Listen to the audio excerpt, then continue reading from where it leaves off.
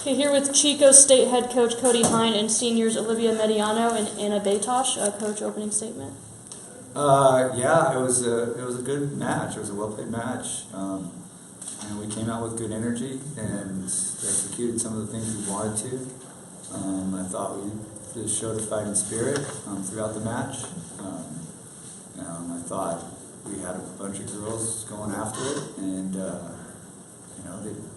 we couldn't get San Bernardino out of some of the stuff that we wanted to get them out of doing. Primarily the serve and pass battle. They won it by a little bit. They didn't dominate us in the serve and pass battle, but they won it by a little bit. And the reality is, for us to get that win, we were probably going to have to dominate them in the serve and pass battle. So I don't think there was really a part of the game that they were just like light years better than us at. But just kind of the way we're stacked up and kind of the way we're built, that we had to be a little bit better at certain parts, and we were better at those parts. So. Did they make any sort of adjustments between the first and second set that you just couldn't overcome? No, not really. I mean, they spun their lineup, but it wasn't. I don't personally think it gave them any advantages. I think we didn't do as good a job on their hitters in terms of blocking their angle shots in the second game, and I think that gave them a little life, really, more than anything. If we could have gotten that second game, I think that we could have taken a little bit of the air out of their sails. So it was more that. I don't know. Coach Turner might think differently, that they did something that was great, probably as well. But I don't think there was anything particular. Olivia, when you guys came out on fire in that first set, I'm sure everybody was thinking this night's going to be ours, and it just didn't turn out that way. Talk about having the frustrations of losing to a final for the second straight year and to the same team. Yeah, it's frustrating. They're a good team, and there's no doubt about that, and they're ranked for a reason, and they have good players. I mean, we came out this weekend and battled our hearts out, and I think that's what I'm most proud about, and I think that's what I'm going to be thinking about for the rest of the year. Anna Batosh, same question. I mean, a tough team you have to go up against, seems like 2 or 3 times every year. And you got them last year, had them on their heels there after the first set. And what was going through your mind? I mean, it's hard. That's what makes a team great, is the back and forth battle. They make adjustments, we make adjustments. That win last year was awesome, and I think that I'm just really, really proud of the product we put on the court and all of the fighting spirit that we had. I think we all worked together and we all connected, and I'm just really proud of the girls, and I think that they'll get them next year. And I think that this is, instills a fire under their belly that they can win it next year as well. Cody, you've got 2 of your 4 seniors here. Talk a little bit about your upperclassmen and what they've meant to your team this year. Oh, they defined Chico State volleyball, really. They're going to be dearly missed. The heart that they played with, the heart that they demonstrated to. We were a flawed team at the beginning of the year, and some of our youth kind of really manifested itself. Not to throw everything on freshmen, but just the non-seniors. We weren't playing every game with that heart and fire and spirit. And I think these two, along with Tris and McKenna, kind of just wound up the intensity and the intelligence and the notion that there's something bigger to this, and they're going to be missed for sure. There's the stuff that's pretty obvious. I mean, Olivia's all over the record book, but Anna's all of our girls' hearts. I mean, she had a really, really big impact on this team. Tris did a great job as coming in. These two, McKenna, are 4 years. Tris is a 2-year, and she came in a tough situation coming in where a twin sister was an All-American and a big part of the program, and she kind of put her stamp on the program pretty quick, and so we're going to miss him for sure. Let's gush on Olivia just a little bit. Most Chico State people know this, but I think a national audience needs to know that she's one of only 3 Wildcat players in history with over 1,000 kills and 1,000 digs, and she finishes her career with well over 1,200. I think that puts her number 3 all time. And obviously you've had her for 4 years, and I know you've loved her for every single one. We're gonna miss her. She's defines Chico State volleyball. I just got a text from one of the coaches in the league with a meme that was said with the little engine that could, a picture of the little engine that could, and with kudos and respects to that little number 2. She's going to be missed. I think she's got one of the biggest hearts there is to play volleyball, and we like to play with fire and spunk, and we like to go after it and not back down to anyone, and that's really what we brought to this program. And then Anna Batosh, you've told me many, many times over the years, probably the most intelligent player you've ever had on the court. Highly intelligent in terms of being able to fix her game.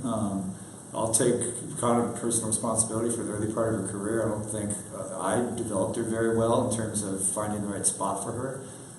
Last year, I'd love to take the credit for moving her to the right side. That wasn't what happened. We kind of threw her there because we needed it, and she just thrived. Her development is, she's just phenomenal what she did. And everything she does in life is self-earned for sure. Ladies, talk about playing for Coach Hein for 4 years and Chico State volleyball in particular. What are you going to take away? I think for Chico State volleyball, he's taught us intensity and that defense wins championships. And I think over the 4 years, our defense has been amazing, and he instilled in us that we need to have that fighting spirit. And I think it's going to continue on as a legacy for us. And I'm just really proud to be on this team and play for him. So thank you. Yeah, and honestly, the best part about Cody is that he taught me how to be an adult. He teaches us how to be adults, and he holds us to a high standard on a daily basis. And I know I can take all of the skills he's taught me over the past 4 years, and I'm going to move on with them, and I'm going to learn from them, and I'm going to just build on all of those awesome skills that I've learned, aside from just being able to pass or hit a volleyball. You know, it's a cool senior class when you feel like you've learned as much from them as I hope that they have learned from me. So. Yeah. Cody, you came this close to catching lightning in a bottle and getting an NCAA tournament berth. How is this experience going to help your underclassmen as you move into 2018? Well, damn well should. They should see that we're a good team, and buy into that. We got to be able to buy into that in the early part of the season. So we can take care of things, but it's definitely going to help. And really, that's again the impression that these two amongst the 4 are leaving. They so wanted it because they had one last year, and they know what it's like to go and then have that taste. And we really wanted to get that for our youth, for our younger kids, and we'll get there. We'll learn from this. As I told them in their locker room, we'll learn. Even they will learn from this. They just don't get the opportunity to learn on the hardwood anymore. But they'll learn from this. We'll all learn from this, and we'll be better. Thanks. Thank you. Thank you. Thanks. Okay, we're here with Chico State head coach Cody Hein and senior Olivia Mediano. Coach, first an opening statement on the match. Yeah, it was a fun postseason match. I thought it was well contested. Both teams are kind of feeling each other out for a good 2 sets there. And then I think we got in a good rhythm with what was working for us, and we went with it. But clearly they're a very good defensive team. They were digging a lot of balls and usually come down for us. So kudos to them. They did a good job. And Olivia, you had 23 kills today, 1 shy of a career high. Speak more to that. How you're feeling pretty good today? Yeah, I was really excited. I went in today saying this is not going to be my last match of my career. So I was just ready to play for my team, and I knew that we had to give it all and give our heart out there. So I think I was just ready to lead my team in that way and give them something more to play for. I'll pick up some of the questioning here. Coach, trying to get a you alluded to that great defense, especially at the net, and today it looked like you were showing a lot of different things at the net, moving the ball around, just trying to keep that big blocker at bay. How do you feel like the team did? We did all right. Ultimately, that's what we were trying to do in the first 2 sets, and then the way we work our timeouts is I take the setters aside and we try to talk about what's going on within the game so the setters can have a better idea what to do. And the reality is, as the game went along, they really had a hard time stopping Olivia and Becca, our outsides. So we got a little, probably more one-dimensional than we'd like during the regular season. But when it comes to win or go home, you go with what's working. And I think 2/3 of our kills and 2/3 of our overall sets went to the outside. That's usually a little higher percentage than the coach is comfortable with. We should need to move the ball around a little bit more. But that's trust me, my feedback to my setters in the timeouts was, get Olivia Mediano the ball. She's got probably the best fighting spirit of anyone who's ever put on the uniform of Chico State, and she was not going to be denied today, you can tell. Olivia, I know how much you love this game, and I know how much you like putting hash marks in the kill column, but when Becca's going for 15 kills, when Michaela has 11 kills, I get the feeling you get just as much, if not even a little more pleasure out of seeing your teammates rack up the kills. Yeah, I'm really proud of them, and I love that how young they are. They still have that fighting spirit, and they're ready to battle. I just know that, like, in the future, that our team's going to be set for life because they have that fighting spirit, and they're going to have just a great season next year when they have those two out there. When you have 3 hitters and double-digit kills, there's a lot of other stats that kind of get lost in the transition. Let's talk about 4 service aces for Brooke Fogle. Either one of you want to take that one? I think at the beginning of the year, both her and I struggled on serving, and so I think just having that mentality for her, but going back there saying, like, I'm going to get this ace, and she didn't give up anything. She went out there and put her all into it, and I'm really proud of her for that, and she definitely held the team. That run was huge that she had in the 4th set. I mean, this could have gone 5 very easily, and I think that separation that we got when she was back there in her service rotation, that was huge for sure. Coach, you talked about your outsides. How'd you feel about your middle play? Well, Michaela, I think, was 11-0-18. The biggest thing for me is the 0. She had no errors, which, that makes your team not fall behind, doesn't put you in bad positions, and feel comfortable being able to set her. So the middles did a good job for sure. We'll get Kimmy going a little bit more as the tournament progresses. I don't think we got her going well enough. And they're in the middle. They're a really good blocking team. Both 1 and 16 do a really good job blocking, and so we felt like we couldn't really get it going as much as we liked. And Kimmy runs a set that kind of runs more straight into them, whereas Michaela gets to do a set that makes them have to move. So there's a little bit of advantage for Michaela to have 0 errors against this team. Just one more question from me, and that's tomorrow you move ahead. You face either Sonoma or Cal State LA. It's always a battle when you go up against the Seawolves, but Golden Eagles, very good ball club as well. Yeah, go ahead.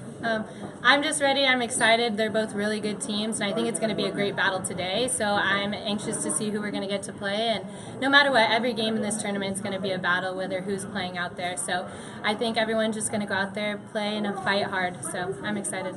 Yeah, the Seawolves are a rival. It's always fun to be able to play a rival. We would like to have a second chance against LA. I don't think there's a player that's been playing better in the second half of the conference season than Liv. And I think we can both admit that wasn't her best match earlier this year. And I would love to see her be able to have a second chance against them as well. So whoever we get, it's going to be a good offensive team, and it's going to be a battle. Thanks. Thank you. It was about inflicting our style of play into the match as opposed to theirs. They're a bigger team that would rather get into blocking and slow the game down, high balls. We're a fast ball control team, and I thought we did a pretty good job of that. We kind of had an idea that they'd maybe roll some errors, but we didn't want to wait around for those errors to happen. We had to make those errors happen. We wanted to take the fight to them and not wait for the fight, and I thought the girls did a good job. I mean, we're hoping to try to build. I'm in my 13th year. Hopefully I've built a good program where we don't have to rely on just one class. And we kind of thought we'd have an okay year. We knew we had a lot of production to replace, but we knew we had some good senior leadership, and we had a great recruiting class. And so I don't know. I thought we'd do well. I don't know if anyone really could have predicted 8-0. That part's pretty cool. But early in the preseason, I told my assistant coaches. I went home and told my wife, we're a relentless team, and we fight. And no matter what happens, we fight. And I think that showed last weekend when we had a couple injuries and people went down, and we still fought pretty hard to get. We turned Kaylee Sykes, who's the best outside hitter in America. So if you have the best outside hitter, I mean that's like the point scorer in basketball, or that's an important position where they're going to be good. San Bernardino's going to reload, and then San Diego's going to be the one to watch out for this year because they got a couple transfers that had to sit out last year. So those 3 will probably be at the top, and we feel pretty comfortable in beating. I mean, we constantly beat Sonoma and San Diego. It's San Bernardino we haven't got. We've got to get over that hurdle. But we feel confident enough that we can compete with those. We got some newcomers who are going to produce immediately. I think one is Kim Wright, our freshman middle number 3, who's probably going to come in and have the big shoes of trying to fill Lindsay Quigley. But we're excited about it. We think we can play a relentless style. We think we got some DSs who can help us in terms of suffocating on defense. So we're just trying to play a fast, relentless style and the offense is going to come. When you have such a great setter like we have in Tori, your offense will come because she'll end up. Can, take that next step? Absolutely, we have to. That's the goal. We want to be the premier Northern California team this year. The conference is broken up into divisions for the first time ever. Okay. So there's a NorCal and a SoCal. Sonoma's the two-time defending conference champ, so we have our work cut out for us, but we want to be that premier Northern California team, be the top team. When we go to the conference, we want to be that top team on the north side. Okay. So Northern California, Sonoma, obviously, Chico. Sonoma, Chico, Monterey, Humboldt, San Fran, Stanislaus. Stanislaus is going to be really good this year, and Cal State East Bay. So what was the reason for the divisions? Because we're down to an odd. Okay. We're at an odd number, so we couldn't do double round robin. We've always done double round robin. Okay. And we couldn't get it all done, and there's a conference tournament now. That took away a weekend. Yeah. So they went to divisional models. The NorCals like it. I don't think the SoCals did because they have to play each other twice. Yeah. You know, we'll play the NorCals twice and the SoCals just once. Okay. So that's good. Talk about Tori. Quarterback in this offense for 4 years. Final time at home. What has she meant not only to the this current group, but the program as a whole? Yeah, she's been a fun one. She's tough.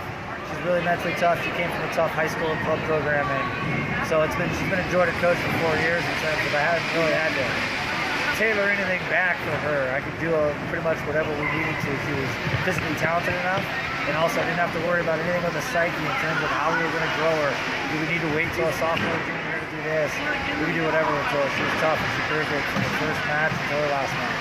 Part of that is where she came from, right? Newport Beach, pretty volleyball. Yeah, the Newport Harbor High School, playing for Dan Glenn, and then Orange County Volleyball Club, playing for Charlie Brand, who runs it. Those two are very produced, college-ready. She's one of the best recruits we ever had a year ago, and 8 games in the season last year. She's without her knee, so then we got the redshirt year back. So she's a redshirt freshman. We're so ecstatic to have her for 4 years. And she's an unbelievable talent. She's also a hard worker and just the greatest, sweetest kid.